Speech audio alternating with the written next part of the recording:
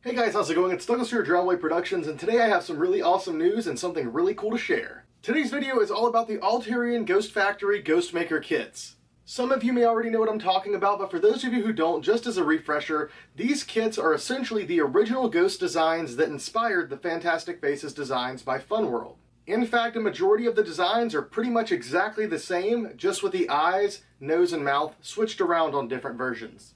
Other than design-wise, there were differences between these. The Funworld masks were vinyl masks with cloth shrouds attached already, and the Ghostmaker kits were just that, kits. The Ghostmaker kits were individually sealed in plastic bags. You would have a costume insert on the front, you would have a plastic Ghostmaker mask, a brush, glue, paints, and sandpaper, and that's it. And the idea was you could turn creepy old messed up bed sheets into this year's Halloween costume. Whereas the Funworld masks and the all-in-one costumes, you could just go buy those straight off the shelves already pre-assembled.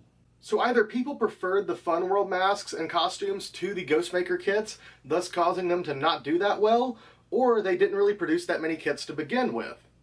This has led to the Ghostmaker kit being one of the rarest and most elusive items in the entire mask hobby.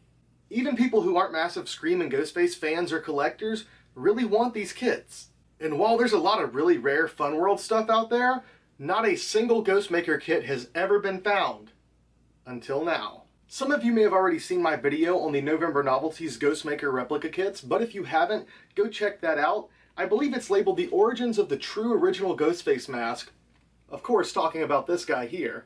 The original Ghostmaker's Wailer, which I do believe to be inspired by one of the Haunted Mansion ghosts from Disney. And as you may be noticing, this is now inside of a package. I did not originally have this packaging because I had to help design it.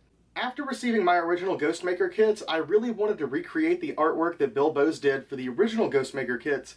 However, there really weren't that many great pictures, only one or two photos online at all, and those really weren't great condition, and it was of a partially destroyed kit anyway. But after talking with November Novelties a little bit, I decided to go ahead and do the paintings for the front and the back of the insert. So, here is the front of the Ghostmaker replica kit by November Novelties, featuring artwork by myself. This is something that I just painted myself. There was no tracing, all freehand. I tried to get it as close as possible to the original source material. However, like I said, there really were not great pictures to begin with. However, towards the end of me painting this, Lauren Githens actually did find an original Ghostmaker's kit. While it's not in super great condition, it still provided some more reference pictures, which made this artwork a little bit better than it would have been given the original really pixelated images I was working with. We'll talk more about that original kit later. Now, getting back to the artwork, there also was this little flange here showing the different characters available in the Ghostmaker line, and all they had were these really tiny images for reference, and I did recreate all of those original ghosts based off of those references, as the ghosts were the first thing I painted. And now, since I've shown you guys the kits, I'm going to go ahead and show you my original artwork. Here are the original 6 ghosts. I do not currently have them framed. They're just currently mounted on a piece of cardboard, but as you can see, they are very small, pretty much just playing card size.